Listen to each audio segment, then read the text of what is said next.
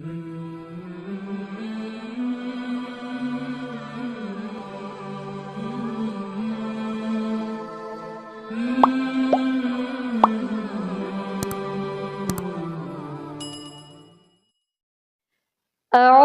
بالله من الشيطان الرجيم.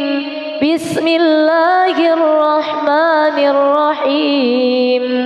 إذا وقعت الواقعة ليس لوقعتها كاذبة خافضة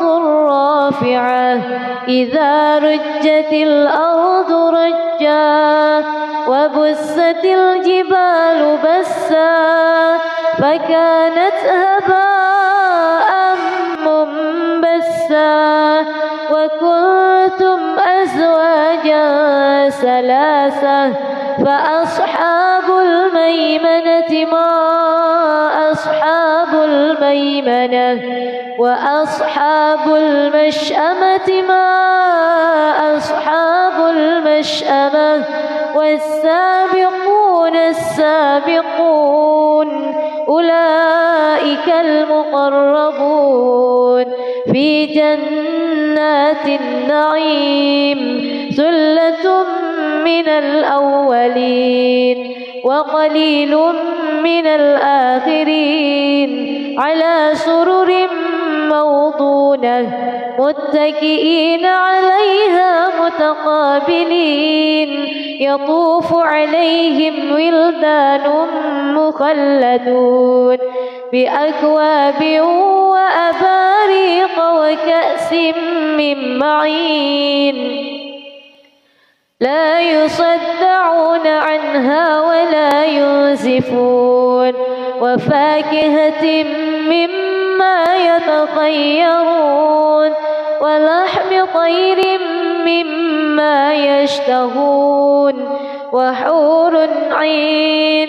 كأمثال اللؤلؤ المكنون جزاء بما كانوا يعملون. لا يسمعون فيها لغوا ولا تأثيما إلا قيلا سلاما. وأصحاب اليمين ما أصحاب اليمين في سدر مخضود وطلح ممدود وظل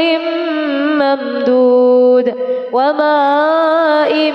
مسكوب وفاكهة كثيرة لا مقطوعة ولا ممنوعة وفرش مرفوعة. إنا أنشأناهن إنشاء فجعلناهن أبكارا عربا أترابا لأصحاب اليمين. ثلة من الأولين وثلة من الآخرين. وأصحاب الشمال ما أصحاب الشمال في سموم وحميم وظل من يحموم لا بارد ولا كريم. إنهم كانوا قبل ذلك مترفين وكانوا يصرون على الحنث العظيم وكانوا يقولون أإذا متنا وكنا ترابا وعظاما أإنا لمبعوثون أو آباؤنا الأولون. قل إن الأولين والآخرين لمجموعون إلى ميقات يوم معلوم. ثم إنكم أيها الضالون المكذبون لآكلون من شجر من زقوم فمالئون منها البطون فشاربون عليه من الحميم فشاربون شرب الهيم هذا نزلهم يوم الدين نحن خلقناكم فلولا تصدقون أفرأيتم ما تمنون أأنتم تخلقونه أم نحن الخالقون نحن قدرنا بينكم الموت وما نحن بمسبوقين على أن نبدل أمثالكم وننشئكم فيما لا تعلمون ولقد علمتم النشأة الأولى فلولا تذكرون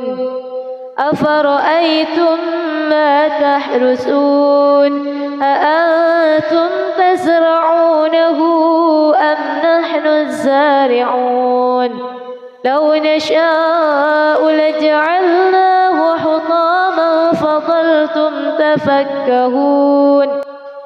إنا لمغرمون بل نحن محرومون أفرأيتم الماء الذي تشربون أأنتم أنزلتموه من المزن أم نحن المنزلون لو نشاء جعلناه أجاجا فلولا تشكرون أفرأيتم النار التي تورون أأنتم أنشأتم شجرتها أم نحن المنشئون نحن جعلناها تذكرة ومتاعا للمقوين فسبح باسم ربك العظيم فلا أقسم بمواقع النجوم وإنه لقسم لو تعلمون عظيم إنه لقرآن كريم في كتاب مكنون لا يمسه إلا المطهرون تنزيل من رب العالمين أفبهذا الحديث أنتم مدهنون وتجعلون رزقكم أنكم تكذبون فلولا إذا بلغت الحلقوم وأنتم حينئذ تنظرون ونحن أقرب إليه منكم ولكن لا تبصرون فلولا إن كنتم غير مدينين ترجعونها إن كنتم صادقين فأما إن كان من المقربين فروح وريحان وجنة نعيم وأما إن كان من أصحاب اليمين فسلام لك من أصحاب اليمين وأما إن كان من المكذبين الضالين فنزل من حميم وتصلية جحيم إن هذا لهو حق اليقين فسبح باسم ربك العظيم بسم الله الرحمن الرحيم ياسين والقرآن الحكيم إنك لمن المرسلين على صراط الحطيم تنزيل العزيز الرحيم لتنذر قوما ما أنذر آباؤهم فهم غافلون لقد حق القول على أكثرهم فهم لا يؤمنون إنا جعلنا في أعناقهم أغلالا فهي إلى الأذقان فهم مقمحون وجعلنا من بين أيديهم سدا ومن خلفهم سدا فأغشيناهم فهم لا يبصرون وسواء عليهم أأنذرتهم أم لم تنذرهم لا يؤمنون إنما تنذر من اتبع الذكر وخشي الرحمن بالغيب فبشره بمغفرة وأجر كريم إنا نحن نحيي الموتى ونكتب ما قدموا وآثارهم وكل شيء أحصيناه في إمام مبين واضرب لهم مثلا أصحاب القرية إذ جاءها المرسلون إذ أرسلنا إليهم اثنين فكذبوهما فعززنا بثالث فقالوا إنا إليكم مرسلون قالوا ما أنتم إلا بشر مثلنا وما أنزل الرحمن من شيء إن أنتم إلا تكذبون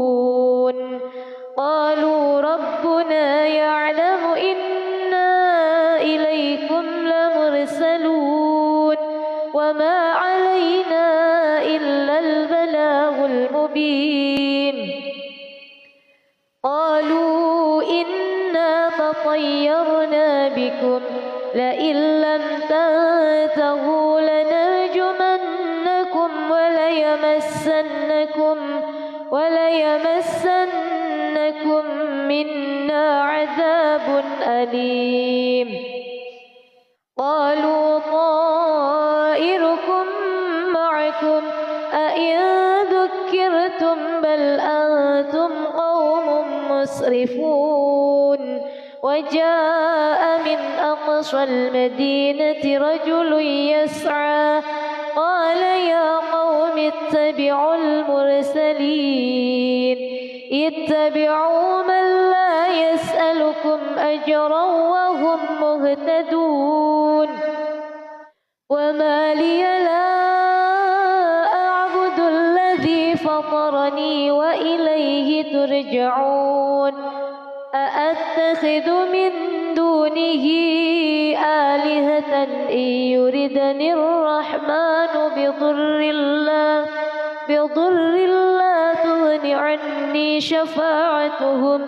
شفاعتهم شيئا ولا ينقذون إني إذا لفي ضلال مبين إني آمنت بربكم فاسمعون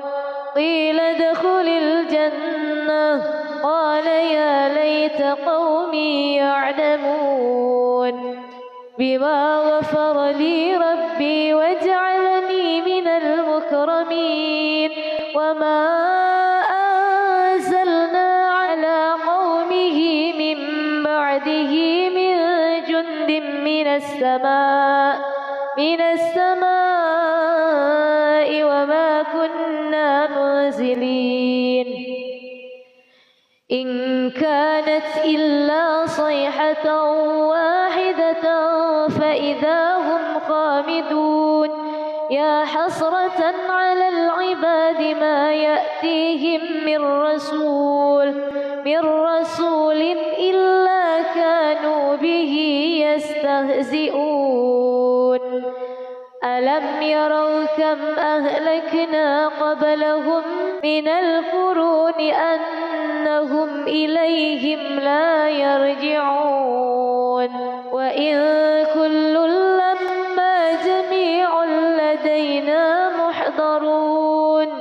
وآية لهم الأرض الميتة أحييناها وأخرجنا منها حبا فمنه يأكلون وجعلنا فيها جنات من نخيل وأعناب وفجرنا فيها من العيون ليأكلوا من ثمره وما عملته أيديهم أفلا يشكرون سبحان الذي خلق الأزواج كلها مما تنبت الأرض ومن أنفسهم ومما لا يعلمون وآية لهم الليل نسلخ منه النهار فإذا هم مظلمون والشمس تجري لمستقر لها ذلك تقدير العزيز العليم والقمر قدرناه منازل حتى عاد كالعرجون القديم لا الشمس ينبغي لها أن تدرك القمر ولا الليل سابق النهار وكل في فلك يسبحون وآية لهم أنا حملنا ذريتهم في الفلك المشحون وخلقنا لهم من مثله ما يركبون وإن نشأ نغرقهم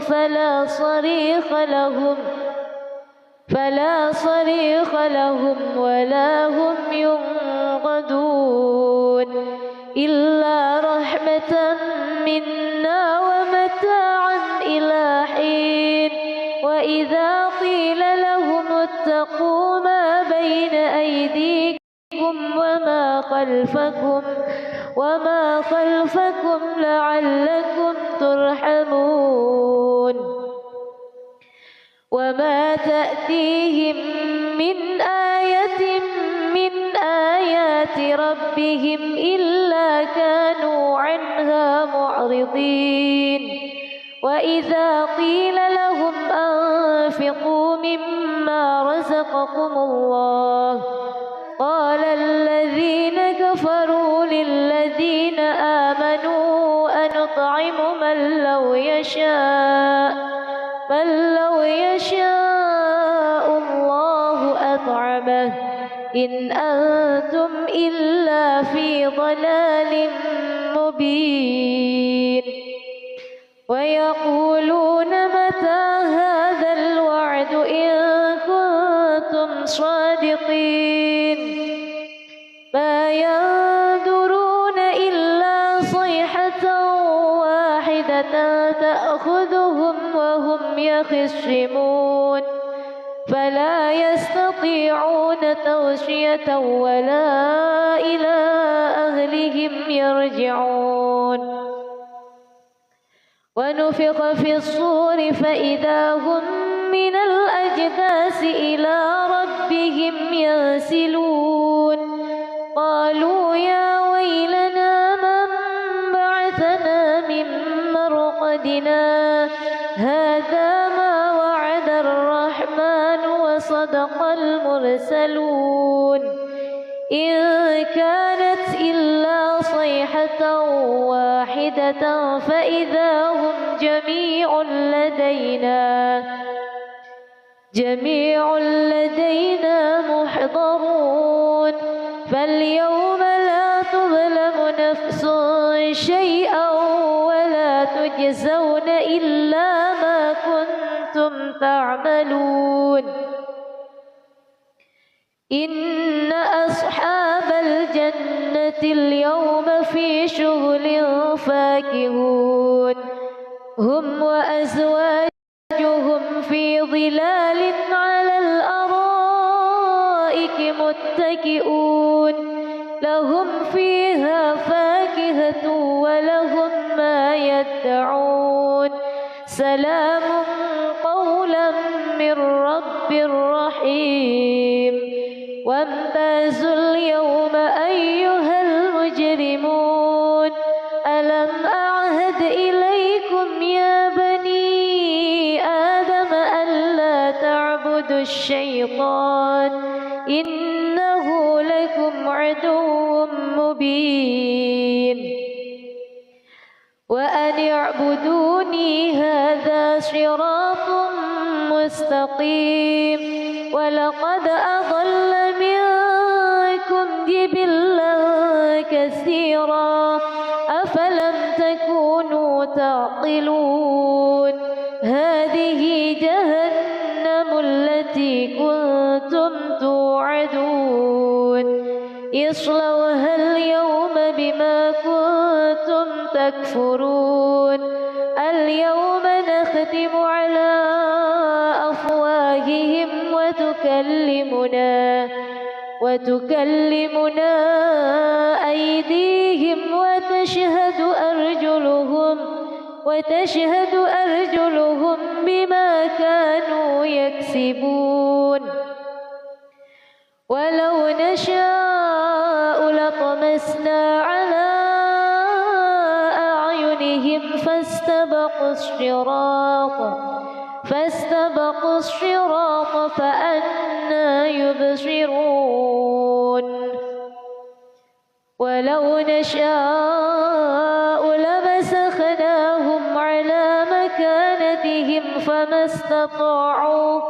فما استطاعوا مضيا ولا يرجعون ومن نعمره ننكسه في الخلق أفلا يعقلون وما علمناه الشعر وما ينبغي له إن هو إلا ذكر وقرآن مبين لينذر من كان حيا ويحق القول على الكافرين أولم يروا أنا خلقنا لهم مما عملت أيدينا أنعاما فهم لها مالكون وذللناها لهم فمنها ركوبهم ومنها يأكلون ولهم فيها منافع ومشارب أفلا يشكرون واتخذوا من دون الله آلهة لعلهم ينصرون لا يستطيعون نصرهم وهم لهم جند محضرون فلا يحزنك قولهم إنا نعلم ما يسرون وما يعلنون أولم ير الإنسان أنا خلقناه من نطفة فإذا هو خصيم مبين وضرب لنا مثلا ونسي خلقه قال من يحيي العظام وهي رميم قل يحييها الذي أنشأها أول مرة وهو بكل خلق عليم الذي جعل لكم من الشجر الأخضر نارا فإذا أنتم منه توقدون أوليس الذي خلق السماوات والأرض بقادر على أن يخلق مثلهم بلى وهو الخلاق العليم إنما أمره إذا أراد شيئا أن يقول له كن فيكون فسبحان الذي بيده ملكوت كل شيء وإليه ترجعون بسم الله الرحمن الرحيم ألف لام را كتاب أنزلناه إليك لتخرج الناس من الظلمات إلى النور بإذن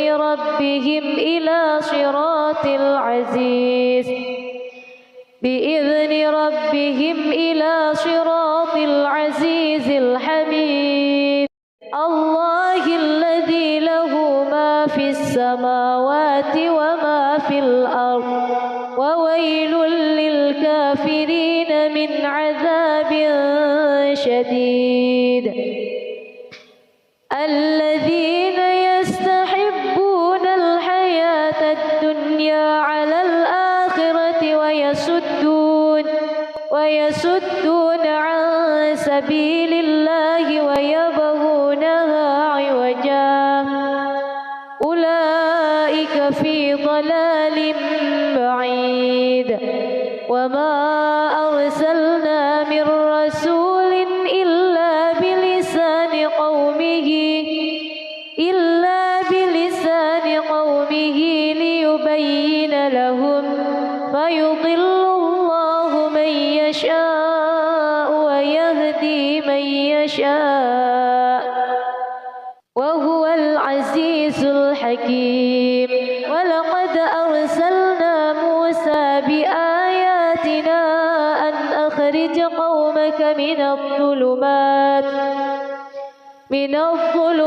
إلى النور وذكرهم بأيام الله إن في ذلك لآيات لكل صبار شكور وإذ قال موسى لقومه اذكروا نعمة الله عليكم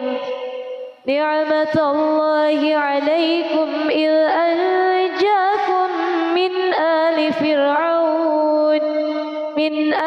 فرعون يسومونكم سوء العذاب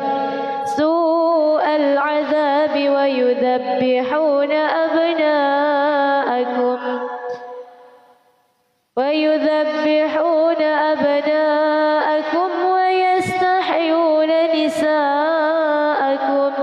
وفي ذلكم بلاء من ربكم عظيم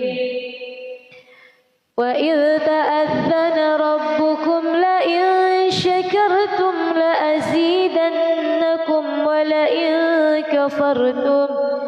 ولئن كفرتم إن عذابي لشديد وقال موسى إن تكفروا أنتم ومن في الأرض جميعا فإن الله لغني حميد ألم يأتكم نبأ الذين من قبلكم قوم نوح وعاد وثمود والذين من بعدهم لا يعلمهم إلا الله جاءتهم رسلهم بالبينات فردوا أيديهم في أفواههم وقالوا إنا كفرنا بما أرسلتم أنتم به وإنا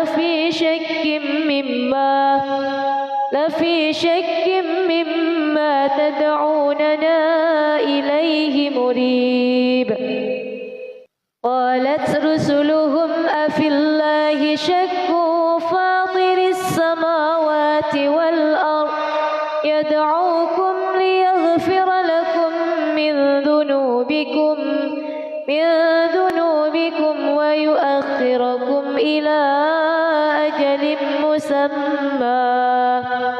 قالوا إن أنتم إلا بشر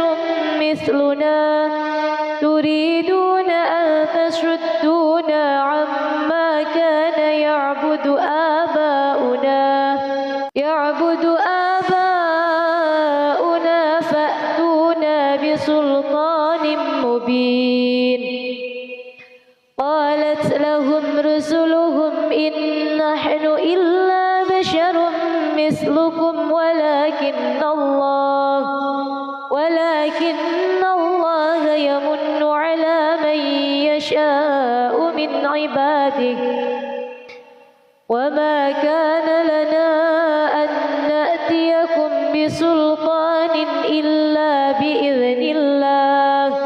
وعلى الله فليتوكل المؤمنون. وما لنا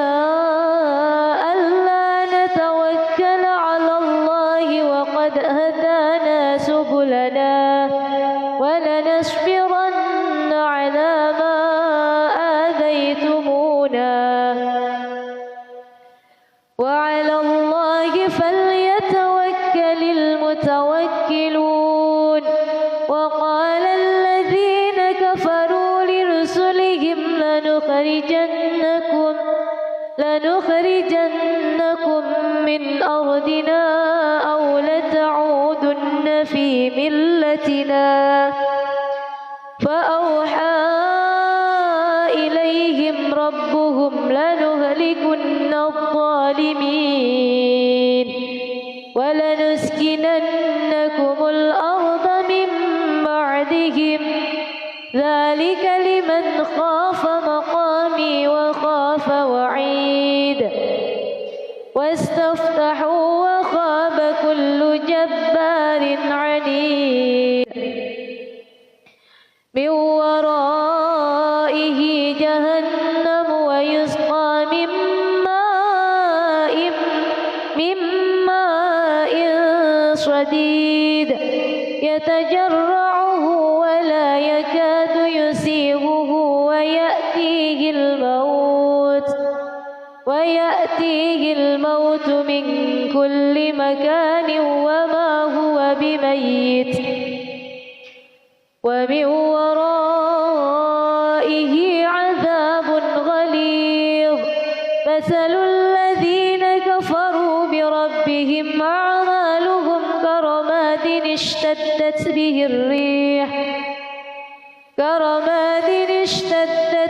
الريح في يوم عاصف لا يقدرون مما كسبوا على شيء ذلك هو الضلال البعيد. ألم تر أن الله خلق السماوات والأرض بالحق إن يشأ يذهبكم ويأتي بخلق جديد وما ذلك على الله بعزيز. وبرزوا لله جميعا فقال الضعفاء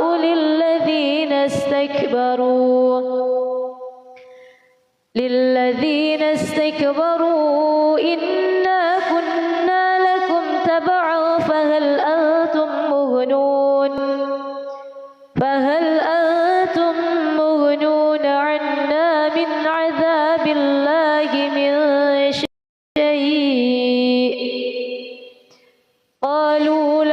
لو هدانا الله لهديناكم سواء علينا أجزعنا أم صبرنا لنا من محيص. وقال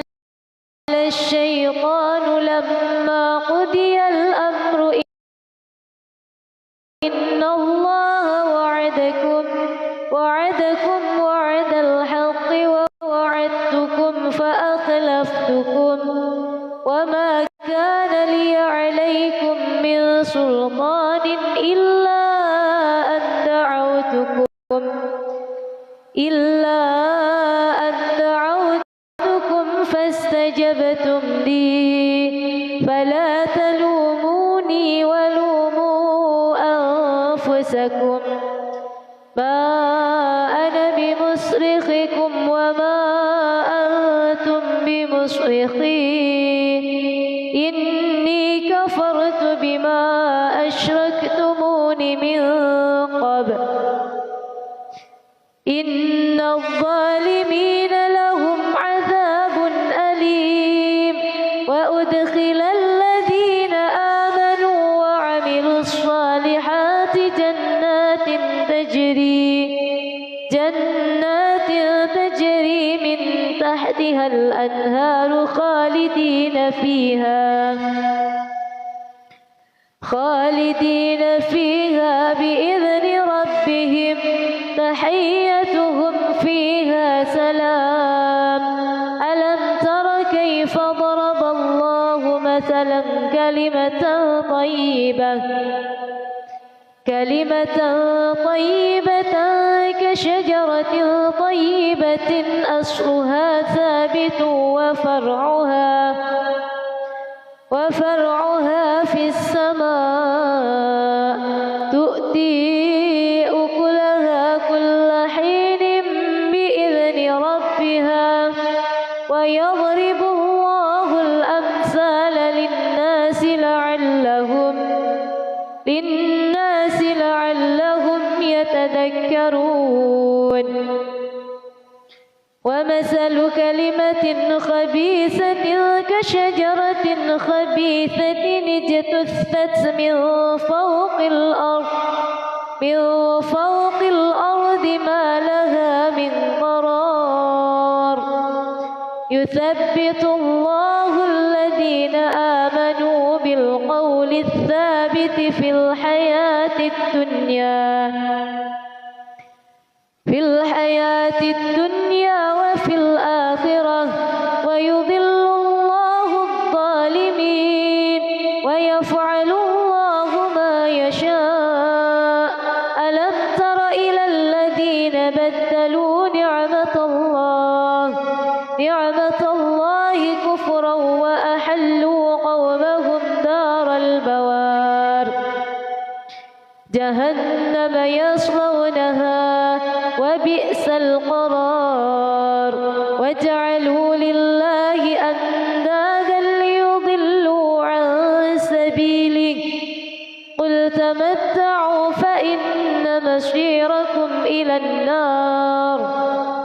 قل لعبادي الذين آمنوا يقيموا الصلاة وينفقوا مما رزقناهم سرا وعلانية من قبل أن يأتي يوم لا بيع فيه ولا خلال الله الذي خلق السماوات والأرض وأنزل من السماء ماء فأخرج به من الثمرات رزقا لكم وسخر لكم الفلك لتجري في البحر بأمره وسخر لكم الأنهار وسخر لكم الشمس والقمر دائبين وسخر لكم الليل والنهار وآتاكم من كل ما سألتموه وإن تعدوا نعمة الله لا تحصوها إن الإنسان لظلوم كفار وإذ قال إبراهيم رب اجعل هذا البلد آمنا واجنبني وبني أن نعبد الأصنام رب إنهن أضللن كثيرا من الناس فمن تبعني فإنه مني ومن عصاني فإنك غفور رحيم ربنا إني أسكنت من ذريتي بواد غير ذي زرع عند بيتك المحرم ربنا ليقيموا الصلاة فاجعل أفئدة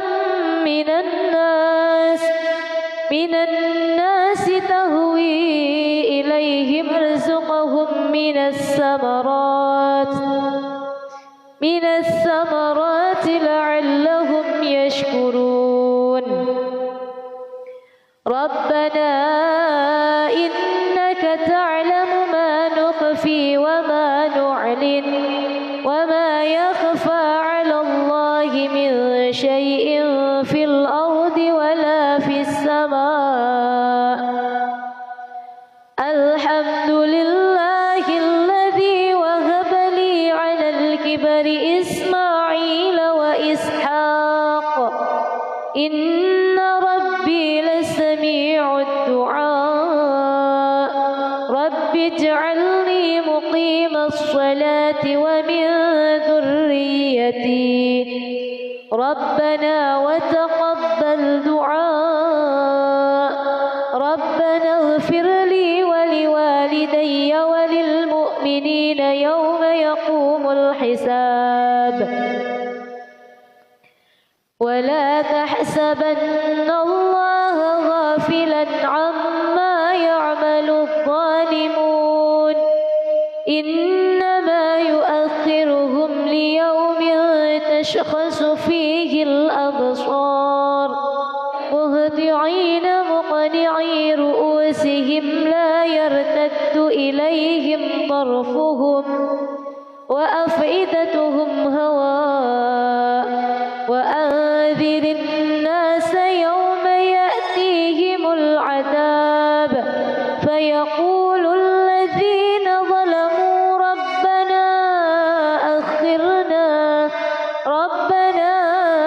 أخرنا إلى أجل قريب نجب دعوتك ونتبع الرسل أولم تكونوا أقسمتم من قبل ما لكم من زوال وسكنتم في مساكن الذين ظلموا أنفسهم وتبين لكم كيف فعلنا بهم وضربنا لكم الأمثال وقد مكروا مكرهم وعند الله مكرهم وإن كان مكرهم لتزول منه الجبال فلا تحسبن الله مخلف وعده رسله إن الله عزيز ذو انتقام يوم تبدل الأرض غير الأرض والسماوات وبرزوا لله الواحد القهار وترى المجرمين يومئذ مقرنين في الأصفاد سرابيلهم من قطران وتغشى وجوههم النار ليجزي الله كل نفس ما كسبت إن الله سريع الحساب هذا بلاغ للناس ولينذروا به وليعلموا أن إله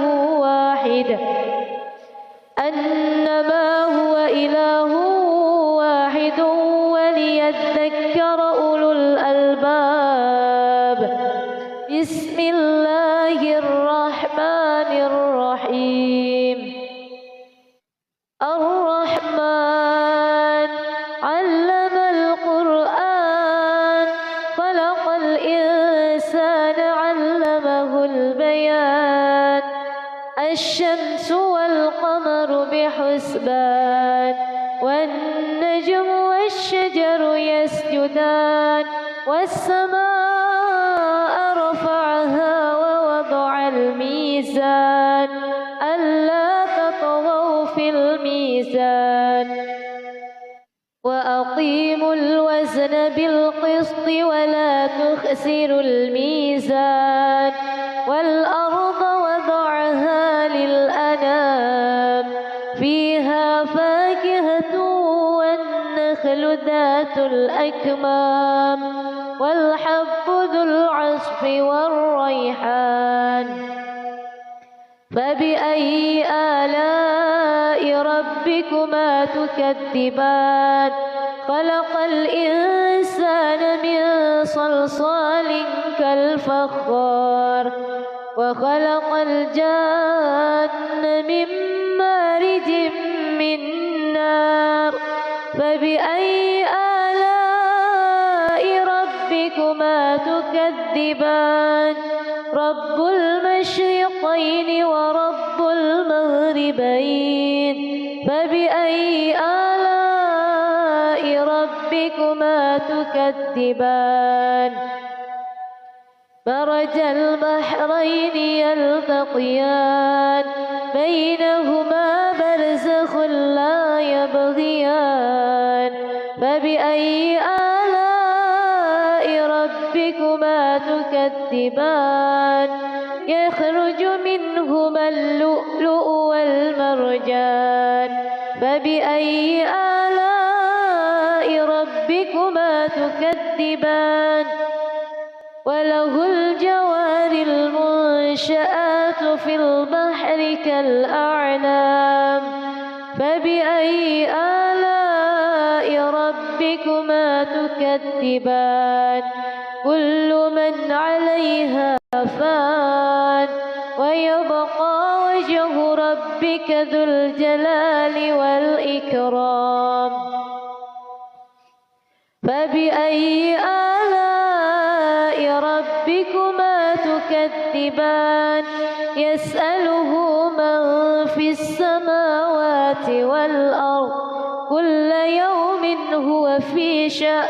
فبأي آلاء ربكما تكذبان؟ سنفرغ لكم أيها الثقلان. فبأي آلاء ربكما تكذبان؟ يا معشر الجن والإنس إن استطعتم أن تنفذوا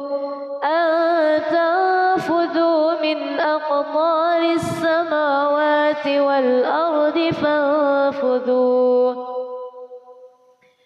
لا تنفذون إلا بسلطان.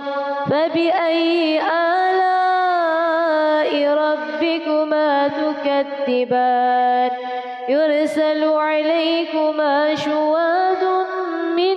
نار ونحاس فلا تنتشران. فبأي آلاء ربكما تكذبان؟ فإذا انشقت السماء فكانت وردة كالدهان. فبأي آلاء ربكما تكذبان؟ فيومئذ الإنس ولا جان.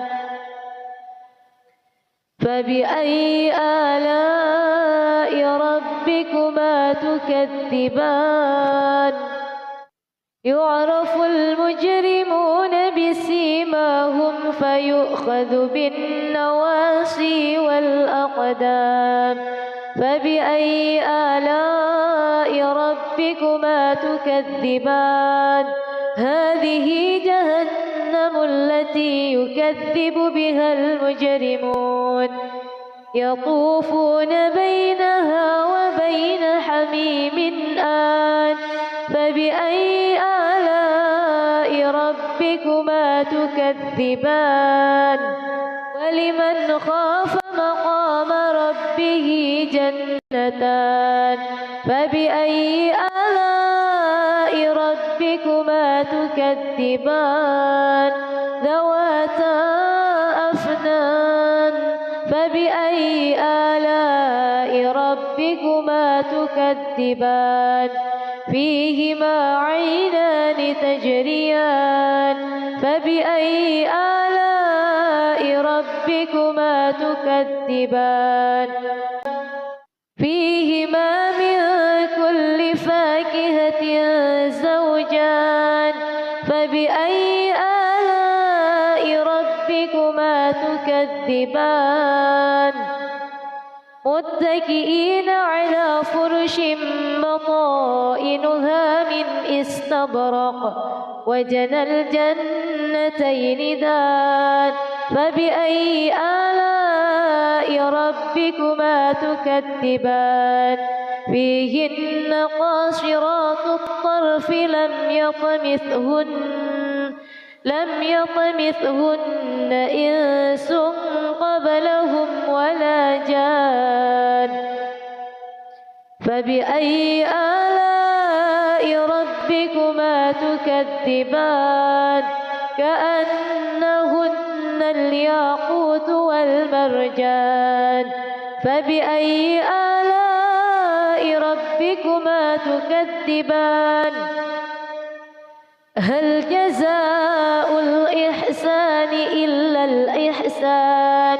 فبأي آلاء ربكما تكذبان ومن دونهما جنتان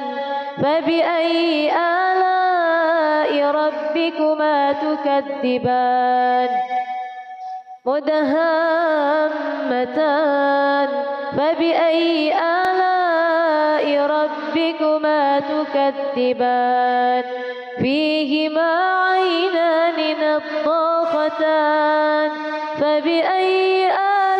آلاء ربكما تكذبان فيهما فاكهة ونخل ورمان فبأي آلاء ربكما تكذبان فيهن خيرات حسان فبأي آلاء ربكما تكذبان حور مقصورات في الخيام فبأي آلاء ربكما تكذبان لم يطمثهن إنس قبلهم ولا جان فبأي آلاء ربكما تكذبان متكئين على رفرف خضر وعبقري حسان فبأي آلاء ربكما تكذبان تبارك اسم ربك ذي الجلال والإكرام بسم الله الرحمن الرحيم يا أيها النبي إذا طلقتم النساء فطلقوهن لعدتهن وأحصوا العدة واتقوا الله ربكم لا تخرجوهن من بيوتهن ولا يخرجن إلا أن يأتين بفاحشة مبينة وتلك حدود الله ومن يتعد حدود الله فقد ظلم نفسه لا تدري لعل الله يحدث بعد ذلك أمرا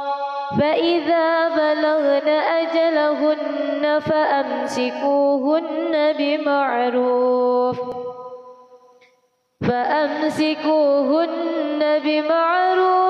أو فارقوهن بمعروف وأشهدوا ذوي عدل منكم وأقيموا الشهادة لله ذلكم يوعظ به من كان يؤمن بالله واليوم الآخر ومن يتق الله يجعل له مخرجا ويرزقه من حيث لا يحتسب ومن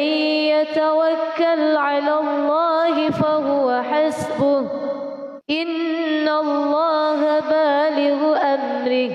قد جعل الله لكل شيء قدرا واللائي يئسن من المحيض من نسائكم إن ارتبتم فعدتهن ثلاثة أشهر واللائي لم يحض وأولاة الأحمال أجلهن أن يضعن حملهن ومن يتق الله يجعل له من أمره يسرا ذلك أمر الله أنزله إليكم ومن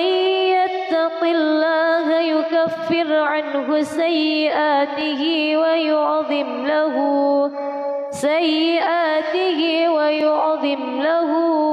أجرا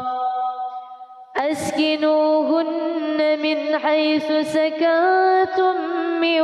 وجدكم ولا تضاروهن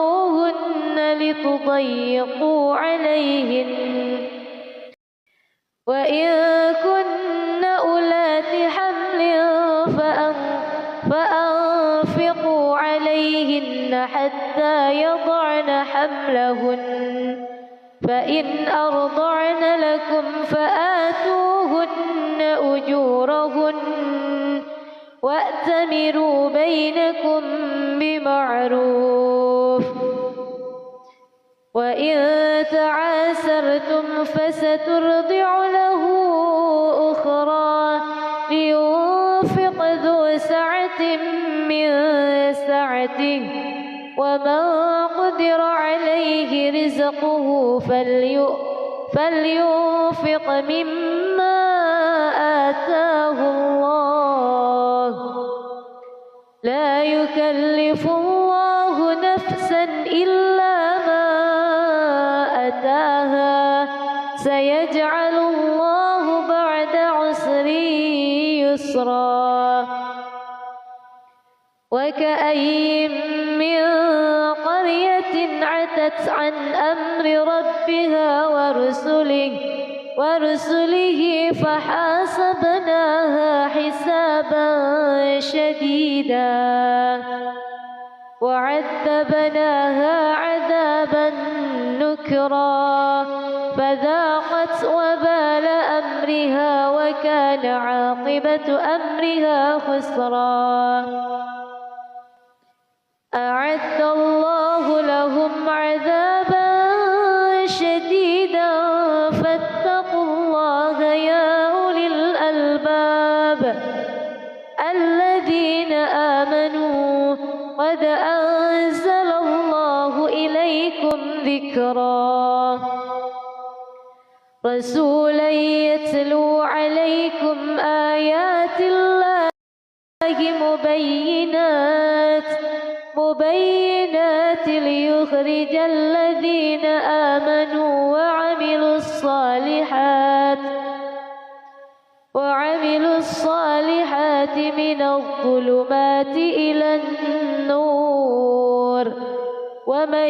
يؤمن بالله